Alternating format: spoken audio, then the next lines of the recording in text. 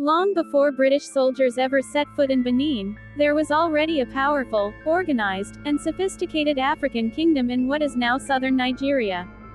This was the Kingdom of Benin. Benin was not a small village or a loose collection of tribes.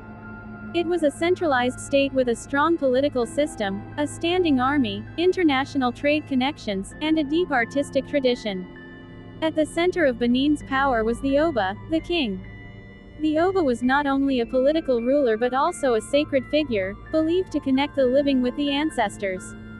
His authority was both spiritual and political, and the entire kingdom revolved around this balance. The palace of the Oba was massive.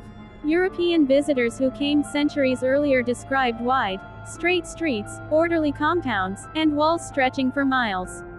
Inside that palace was something extraordinary: art.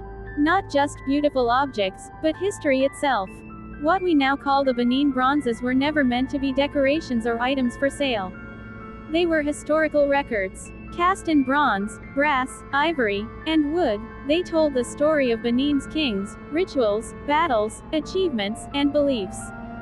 There were bronze plaques showing court officials and warriors, sculpted heads of past Obas placed on ancestral altars, and carvings that marked important moments in Benin's history. Every piece had meaning. Every piece had a place. Many of them were sacred and connected to rituals honoring ancestors. They were created using a highly advanced method called lost wax casting, a technique that required deep scientific knowledge, precision, and artistic skill. This was not primitive art. It was elite, intentional, and highly sophisticated. Most importantly, these artworks were not meant to leave Benin. They belonged in the palace, in shrines, and in the spiritual life of the kingdom. By the late 1800s, Europe was deep into what became known as the scramble for Africa. Powerful nations were racing to control land, resources, and trade routes across the continent. Britain wanted influence in the Niger region, especially access to palm oil and trade routes. Benin, however, resisted foreign control. The Oba restricted trade, limited access to the city, and refused to submit to British authority. To the British, Benin was uncooperative and stubborn. To Benin, Britain was a dangerous threat to its sovereignty and sacred traditions. Tension grew over time. British merchants and officials felt blocked and frustrated. Benin leaders felt pressured and threatened. Neither side trusted the other, and misunderstandings continued to grow. In January 1897, a British delegation led by James Phillips, the acting British consul, decided to travel to Benin City. This decision would change everything. The Oba had already sent messages asking the British not to visit at that time. There was an important religious festival taking place, and during such periods, foreign visitors were forbidden. Phillips ignored the warning. He believed the Oba was deliberately delaying and that a show of authority would force Benin to submit. As the British group traveled toward the city, they were attacked by Benin warriors. Several British men were killed. This event shocked Britain, but it is often removed from its context. To Benin, this was a defense of sacred customs and sovereignty. To Britain, it was seen as an unforgivable insult. The British response was swift and overwhelming. Later in 1897, Britain launched what it called a punitive expedition. Thousands of heavily armed soldiers were sent, equipped with modern weapons, including Maxim guns. Their orders were clear: destroy resistance, remove the Oba, and assert British control. Benin City was invaded. Homes were burned. The palace was attacked. Many people were killed or displaced. The Oba was captured and later exiled. This was not a small retaliation, it was a full military conquest. During and after the invasion, British soldiers entered the royal palace. Inside, they found thousands of artworks. Bronze heads, plaques, ivory carvings, and sacred objects that had been kept for generations. These items were not picked up randomly from the ground. They were deliberately removed. Some soldiers took them as war trophies. Others were seized officially and later sold at auction in Europe to help pay for the cost of the expedition. Museums, collectors, and private buyers across Britain and Europe acquired them. Over time, the Benin Bronzes became famous, not as sacred African history, but as museum exhibits. So yes, they were taken by force.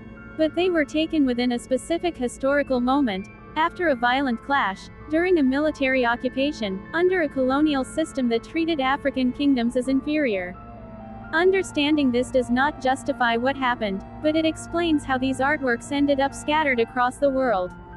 Calling the Benin Bronzes randomly stolen hides these important truths. They were not taken by tourists or thieves acting alone. They were seized intentionally during war, as punishment, and as symbols of victory and dominance. Culture became collateral damage. When Europeans first saw the Benin Bronzes, many were shocked. They did not expect African art to be so detailed, refined, and advanced. Some even refused to believe Africans made them, claiming they must have come from Europe, Arabia, or some lost civilization. This reaction revealed a deeper problem, not a lack of African achievement, but a refusal to accept it. For the people of Benin, the loss of the bronzes was not just artistic. It was spiritual and historical. Ancestral altars were destroyed. Sacred objects were removed. Their history was placed behind glass thousands of miles away.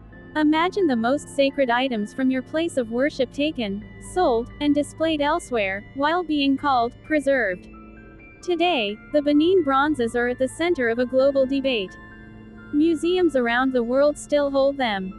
For decades, Nigeria requested their return and was often refused, with arguments that European museums could protect them better or that they were now World Heritage. But times are changing. Some museums have begun returning pieces, while others still resist. This debate is not just about objects. It is about ownership, memory, justice, and who has the right to tell history. The story of the Benin Bronzes is not a simple story of good versus evil. It is a story of power and resistance, misunderstanding and arrogance, culture caught in the middle of conflict. Acknowledging the violent context in which the bronzes were taken does not excuse colonial destruction. And acknowledging Benin's resistance does not erase British responsibility. Two truths can exist at once. This story matters today because history is often simplified to make us comfortable. But comfort is not the same as truth.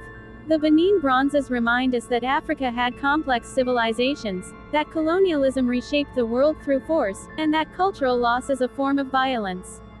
The Benin Bronzes were not randomly stolen. They were taken during war, removed as punishment, and scattered because power allowed it. Understanding this does not weaken Africa's story. It strengthens it. Because when history is told honestly, it restores dignity to those who lived it. The past cannot be undone, but how we remember it still matters. And the Benin Bronzes continue to ask us a simple question: are we brave enough to tell the whole story?